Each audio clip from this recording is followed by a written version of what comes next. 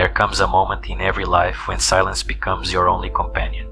Not the silence of absence, but the silence of awakening, the kind that follows a storm within, when words, noise, and explanations no longer matter.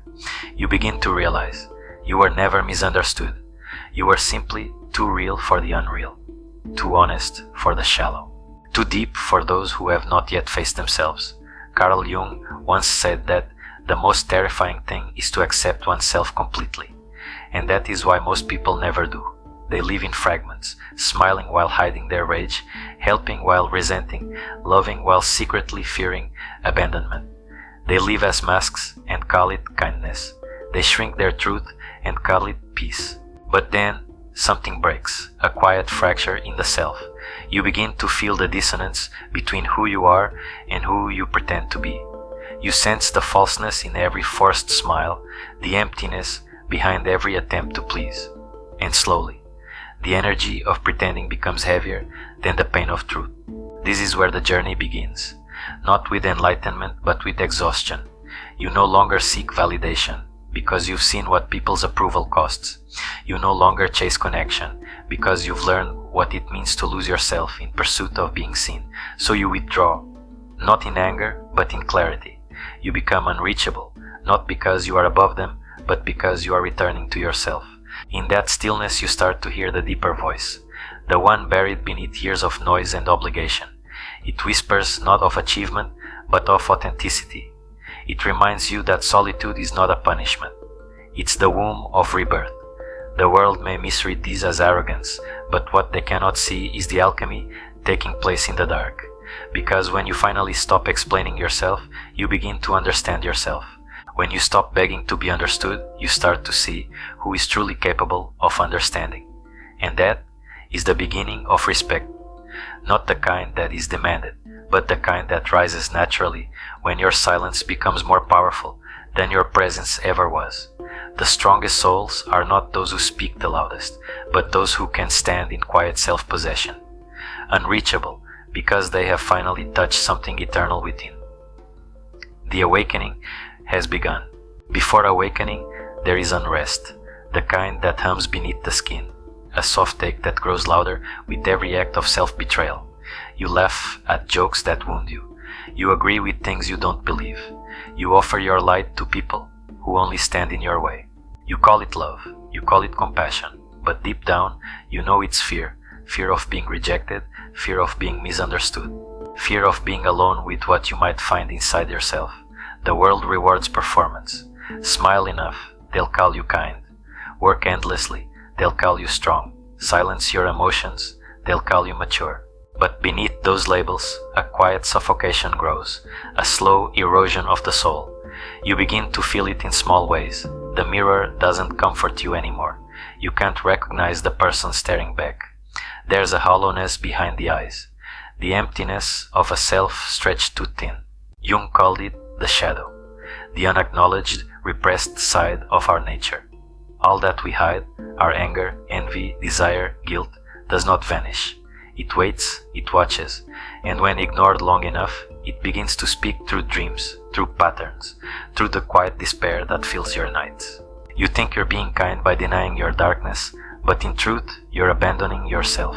You're amputating half of your soul in the name of being good, and what remains is an image, bright, smiling, hollow. The false positivity of the modern soul is a mirror that lies. We are told to manifest, to vibrate higher, to rise above all negativity. But how can you rise above what you've never faced? How can you heal what you refuse to name? In our chase for light, we have forgotten the wisdom of night. We praise growth, but condemn grief. We worship success, but exile sorrow. And in doing so, we've built a civilization allergic to its own humanity. You post your smiles, you bury your tears, and the world applauds your resilience, while you quietly disappear. The truth is, repression is not peace. It's postponement. Every unspoken truth becomes a weight in the chest. Every suppressed feeling becomes a wall between you and the world.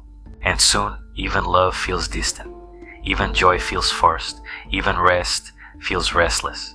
There's a moment when the laughter dies, the music fades, and you can no longer outrun yourself. It's terrifying, yes, But it's also sacred, because that's the moment the shadow knocks. The moment your pain stops asking for escape and starts asking for acknowledgement. You realize you've been waiting, not for someone to save you, but for yourself to come home. And that's the paradox of this silence. When you withdraw from the world, you are not abandoning it. You are learning to see it as it truly is, and to see yourself without the distortions of fear. Some will call you distant, others will call you cold, but you will know. You are simply healing the fracture between who you are and who you were told to be. And that fracture, once mended, reveals the doorway to truth. And the truth is what comes next. There is a quiet violence in healing, because to become whole, you must first be willing to break, to look into the mirror and see not the person you show the world, but the one the world taught you to hide. Carl Jung believed that the path to individuation, the journey toward wholeness, is not found by chasing the light, but by walking straight into the darkness within. Because the shadow does not vanish when ignored, it integrates when embraced. You are not here to become perfect. You are here to become real. And reality includes everything. Your beauty and your bitterness, your grace and your grief, your compassion and your rage. We like to imagine that the soul is pure light, but Jung knew light is born only from darkness. The candle only glows because the night exists. The stars only shine because the void surrounds them. So he asked us to turn inward, to meet the monsters beneath the bed of the psyche, to sit with jealousy and listen to what it craves, to hold fear and ask what it's protecting, to let anger speak, not to justify, but to understand, because every emotion we repress becomes a messenger. Every wound we deny becomes a voice waiting to be heard. And when we finally stop fighting these voices, when we dare to listen, something miraculous happens. The darkness softens, the monsters become mirrors, and the pain transforms into meaning. Jung called this integration, the marriage of the conscious and the unconscious self. It is the point where your contradictions stop fighting each other and start dancing in unity. The world tells you to find yourself, but you are not lost, you are divided. And healing is not about becoming someone new. It's about remembering the parts of you you left behind in order to be loved, accepted, and safe. When you reclaim those fragments, the angry child, the jealous lover, the fearful dreamer, you discover that they were never your enemies. They were your guardians, protecting your essence from a world that demanded your conformity. This is why people respect you when you become unreachable. It's not because you've grown cold, it's because you've grown whole. You no longer seek approval because you've approved of yourself. You no longer need validation because you've met the part of you that gives it freely. Integration gives birth to quiet power, not the power that dominates, but the power that is. It doesn't argue, doesn't chase, doesn't prove. It simply radiates truth. And truth, when embodied, is magnetic. It draws respect, not demanded. It commands presence, not control, because the world instinctively bows to those who have conquered themselves. Marcus Aurelius once wrote, "The soul becomes dyed with the color of its thoughts," but Jung would add, "It is also dyed with the color of its shadows." You are both the storm and the calm, the wound and the healer, the beast and the saint. And only when you embrace all of it do you stop seeking completion in others, because then you realize you were the one you were waiting for all along. This is the revelation, that wholeness is not a reward, it's a return to the truth that was always there, hidden beneath the noise of the world. And when you find it, you no longer crave attention, you emanate presence, you no longer demand love, you become love because you are no longer divided from yourself. From this stillness, a new kind of strength is born, unshakable, grounded, radiant, the kind that does not need to fight for respect because it has already found peace. And peace is what the world bows to in silence. The transformation begins next. Once you've seen the shadow and made peace with it, life begins to shift, quietly but profoundly. You start to act from awareness, not reaction, from depth, not defense. You no longer ask, "How can I be loved?" but "How can I remain true?" Integration is not a one-time revelation. It's a daily practice, a silent discipline of honesty with yourself. You wake each morning knowing that the world will test you with judgment, distraction, and noise.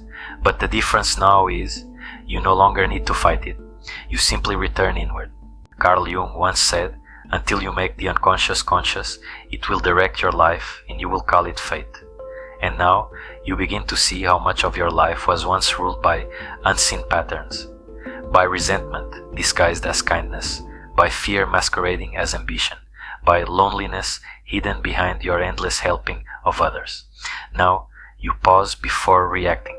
You watch your anger rise and fall like a wave, and instead of drowning in it, you listen. You ask, what is this really trying to protect? You discover that every impulse, even the dark ones, are signals, not sins. This is how transformation begins, through awareness, humility, and courage. Awareness is the mirror. It reveals without judgment. It allows you to see your darkness not as failure, but as unfinished humanity. Humility is the bridge. It lets you admit, I don't know myself fully yet. It teaches you that growth isn't superiority, it's sincerity. To bow before your own imperfection is to stand upright before the truth. Courage is the fire. It's the willingness to act in alignment with that truth, even when it costs you comfort, even when it makes others uncomfortable. This is where relationships change. You begin to speak less, but your words carry weight. You stop chasing people who drain you. You stop negotiating your worth for belonging. You start choosing silence over proving. And those who truly see you, they rise to meet you in that silence. Some will drift away, because your stillness exposes their chaos. Others will finally respect you, because your boundaries remind them what self-respect looks like. But the deepest respect of all comes from within, the quiet knowing that you no longer betray yourself for acceptance. In solitude, you discover a strange paradox. You are never more connected than when you are alone, because solitude is not isolation. It is integration. It's the space where your inner voices reconcile, where forgiveness replaces shame and clarity replaces confusion. From here, even leadership transforms. You no longer lead by dominance or persuasion, but by presence. People trust you, not because you promise them safety, but because you embody truth. You've become a mirror, and when they look at you, they see what's possible in themselves.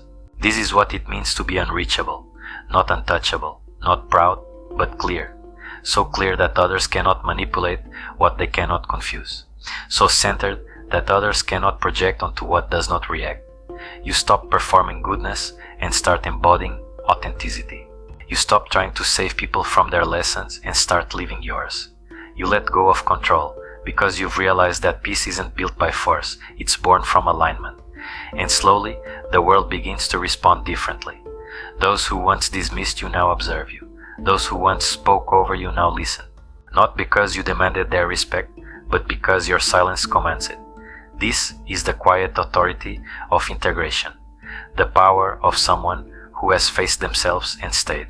It is the essence of both Jung's depth and Aurelius's calm.